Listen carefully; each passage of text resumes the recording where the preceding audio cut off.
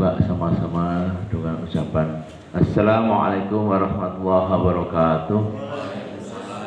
Alhamdulillahilladzi an'ama bil iman wa islam syahadu la ilaha anna rasulullah sallallahu alaihi wasallam Muhammad ba'du. Pada kesempatan pagi ini kita meneruskan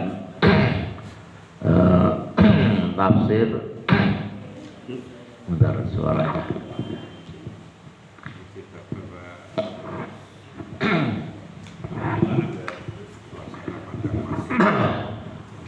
Meneruskan tafsir Al-Nisa ya, An-Nisa ayat 151 dan 150 dan angelnya kisah serbunya Isa alaihissalam, tanda tanya ya. Sebenarnya terima kasih atas kehadirannya Bapak Ibu sekalian pada pagi hari ini yang cerah ceria, lengkap semua tokoh-tokohnya, ustadz-ustadznya, dan tadi Ibu membagi itu sekedar orang untuk ustadz selingan yang telah membantu program MSI ini untuk berjalan lancar. Terima kasih sahabat kasih. Yang online juga terima kasih, baik yang dari Pemda Demak, dari Pemda Kendal dan dari mana-mana.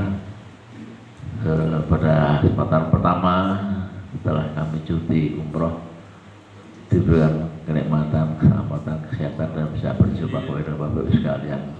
Doa kami semoga seluruh jamaah ini juga segera bisa ke Haramain. Amin. Baik, secara ringkas akan kita sampaikan pada kesempatan hari ini. Apa saja akan kita bahas ya. Jadi di ayat pertama 151 karena ini adalah tafsir ringkas ya. Jadi orang-orang kafir tulen ya. Jadi ada orang-orang munafik tulen, tapi ada orang kafir yang tulen. Bedanya sama kafir dan kafir tulen.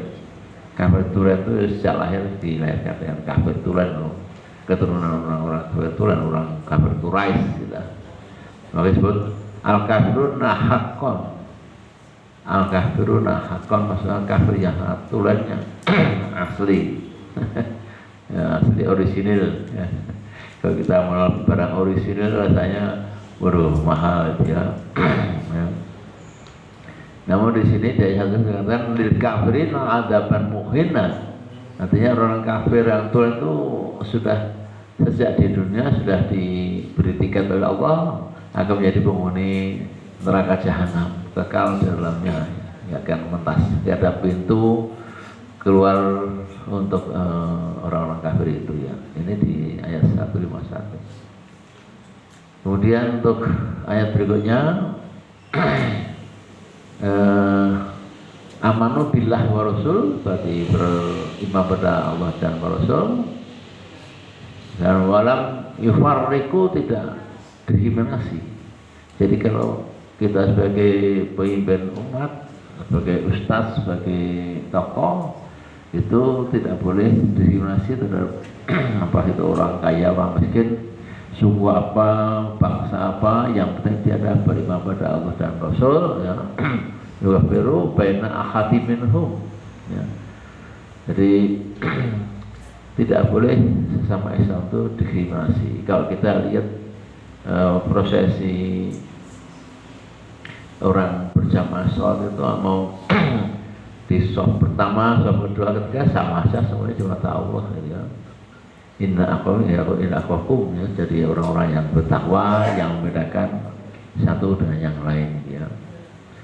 Ulaika sawfa yuktihim ujurahum, pahala akhirat yang dasar menanti umat-umat yang beriman pada Allah dan Rasul, yang betul-betul beriman itu akan menantikan pahala yang sangat dasar. Ini di ayat 152. Itu intinya begitu ringkasnya. Kemudian di ayat berikutnya 153 ya. Ahlul kitab, ahli kitab antunazzala alaihim kitab min ansamawa. Jadi para ahli kitab ketika zaman Nabi Musa itu kan minta kitab dari langit kayak apa sih, sehingga turunlah zaman Musa itu lembar-lembaran ya selama 40 hari 40 malam diturunkan Allah, yaitu Taurat. Dan ketika orang-orang kafir Quraisy di zaman Nabi Muhammad pun juga menghendaki kalau bisa mendapatkan kitab-kitab seperti zaman nenek moyangnya, yaitu zaman Musa alaihissalam. Dan mereka juga minta agar tunjukkanlah waqalu arinallah jahratan fakhdataum so'ikatun bidulmi. Jadi mereka minta agar ditunjukkan kepada mereka ini Allah yang asli kayak apa sih wujudnya itu. Ya.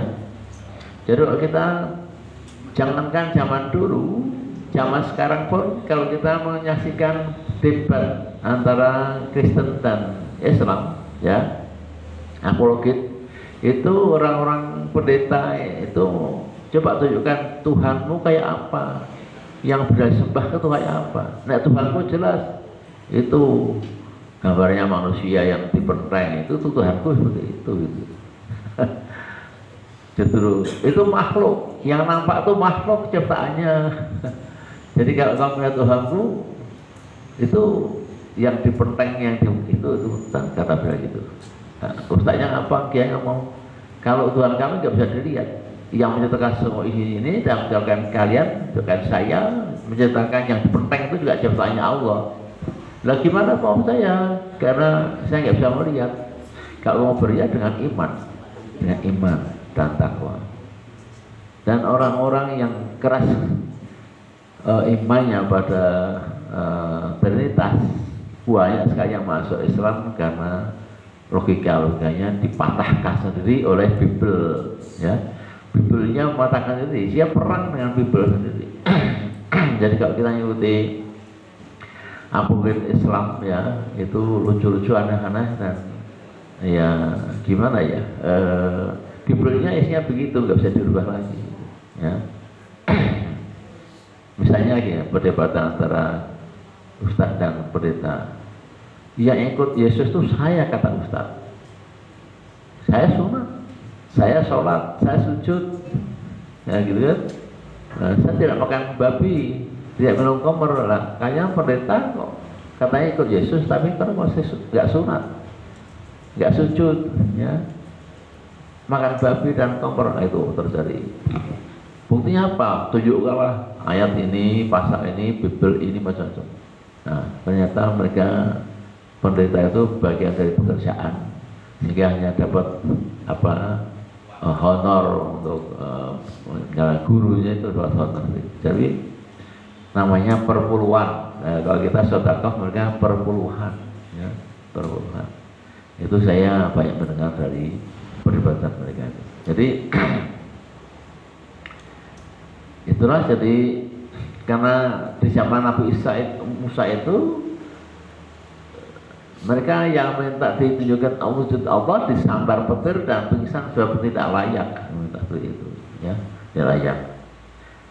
Namun setelah iman mereka percaya Musa, karena Musa tangannya bersinar bercahaya, ya, bisa mengubah tongkatnya menjadi ular yang besar. Itu mukjizat itu tunjukkan, baru dia percaya, yakin bahwa Musa itu adalah dengan Allah, dengan mukjizat itu, bukan sihir, dengan bukti mukjizat.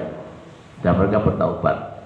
Namun taubatannya Bani Israel itu dalam ayat berikutnya juga disampaikan di sini bahwa taubatnya mereka itu tomat.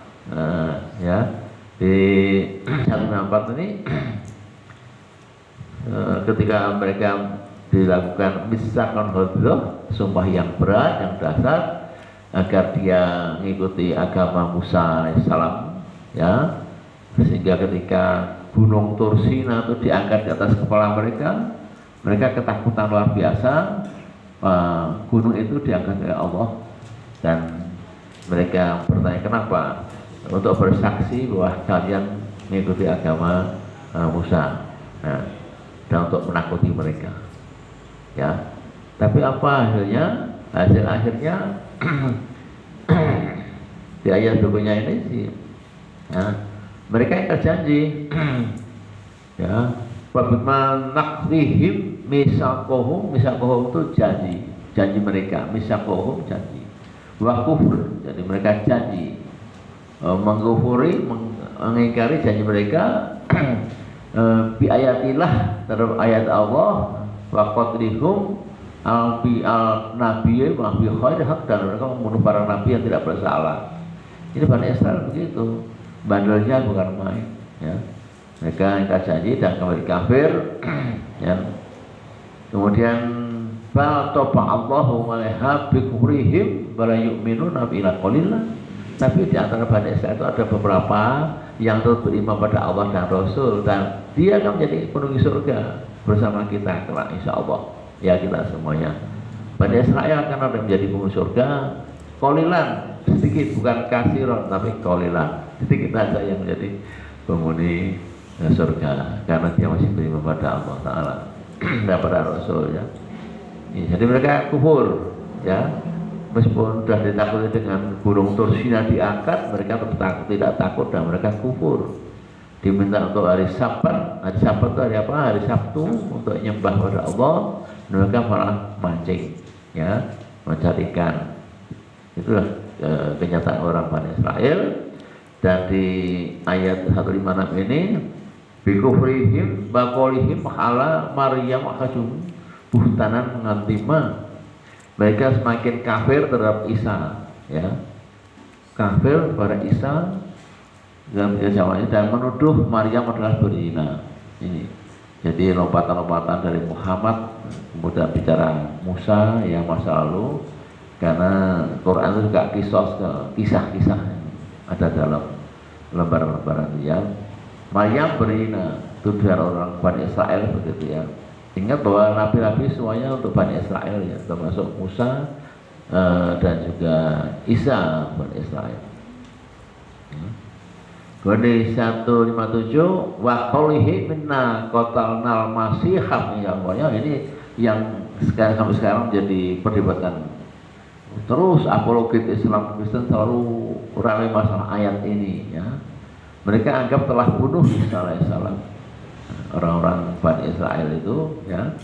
Maqataluhu wa ma sarabuhu walakin sayyibin lahum, dikatakan oleh Allah bahwa yang mereka bunuh tentunya bukan Nabi Isa tapi Yudas Iskariot, ya, atau salah satu muridnya di antara Hawariyun itu 12 murid itu ada namanya Yudas Iskariot, itu yang apa? Yang khianat, dan dia menunjukkan kepada tentara Romawi bahwa yang asli itu Isa itu, ya, menunjuk itu, gitu, ya. Kemudian takutlah dia, tapi dalam sekejap kun fayakun Allah merubah yang ditangkap bukan Isanya tapi yang ditangkap adalah Yudas Iskariot, sehingga yang dipenteng itu ya bukan Isa tapi Yudas Iskariot. Yang disembah-sembah itu, yang di tembok-tembok gereja, ya, itu adalah Yudas Iskariot, bukan Nabi Isa alaihissalam. Dan di mana Nabi di dalam Quran dikatakan Isa diselamatkan, diangkat Allah, diangkat langit, ya. Allah salam, ya, kita tidak paham ini karena tidak penjelasan yang lebih rinci. Kalau wafat di mana wafatnya, cuma memang banyak tafsir mengatakan Nabi Isa diangkat ke langit untuk diwafatkan, ya. Dan di Al-Mu'minun berapa itu dipertemukan dengan ibunya di dataran tinggi di surga, ya, berarti dia sudah wafat. Nah, kasus ini menjadi kalau orang-orang tetangga kita Nasrani itu meninggal, kembali ke rumah bapak di surga, gitu kan, ya, menemui nabi mereka, yaitu Nabi dianggap Yesus yang diselamatkan oleh Allah tadi itu. Maka kalau mau selamat, ya ikutlah Tuhan Yesus sudah ditebus dosanya. Tapi Bibelnya mengatakan tidak ada perkataan seperti itu, sehingga para pendeta akhirnya keblinger, akhirnya dia masuk Islam, ya, karena dibuktikan oleh para ustadz yang hafal Bibel tidak ada seperti itu. Ya. Ini yang di 108, kemudian di ayat 109, min ahli kitab ilal yu'minuna minanna min mihi qalbil mauti, para ahli kitab sebagian mengimani Isa sebagai Rasul, namun sebagian tidak mengakui kelak Isa alaihissalam akan turun ke bumi menjelang kiamat dan menjadi saksi bagi mereka siapa yang dusta dan siapa yang benar. Ya, tentu yang benar yang akui Isa adalah Rasul yang benar ya, dan Isa akan datang untuk menjadi saksi bagi mereka. Dan terakhir ayat 160, minnal ladzina hadu haramna, orang-orang yang sudah jahat ya, itu diharamkan makan-makannya halal sebelumnya ya, Allah dihukum ya, mahim thayyiban uhilla lahum wa biyadihi, diharamkan hal-hal yang halal itu karena mereka menghalangi orang-orang untuk sembahyang untuk menyembah pada Allah Ta'ala. Ini ayat 151 sampai 60 ringkasnya seperti itu ya. Ringkasan tafsirnya ada di tangan Bapak Ibu sekalian ya, juga yang mendengar lewat online bisa dibaca ya ringkasnya ya. Dan itulah kiranya yang harus sampaikan, dan kita tutup dengan satu ayat ya. Innal kafaru min ahlil kitabi musyrikin fi nari jahannam. Nah, ini di surat Al-Bayyinah ya. Ulaika hum syarrul bariyah, orang kafir akan menempati neraka jahanam dan kekal mereka di sana. Tidak akan mentah dari itu keluar dari neraka jahanam. Jadi orang Bani Israel seluruhnya, namun ada beberapa yang beriman yang tetap dikasih Allah menjadi penghuni surga. Ya, semoga kita termasuk orang yang beriman pada Allah dan Rasul sampai nanti nafas kita terakhir dan kita akan menjadi penghuni surga. Allahumma amin. Ya. Demikian Bapak semua, bagi yang online dan yang ada di dalam masjid, semoga ada manfaatnya sedikit ini. Mari kita diskusikan mungkin seperti biasanya khusus saya. Silahkan mungkin dari panitia pengurus untuk menyampaikan tanggapan dan pertanyaan yang mungkin disampaikan. Terima kasih. Assalamualaikum warahmatullahi wabarakatuh.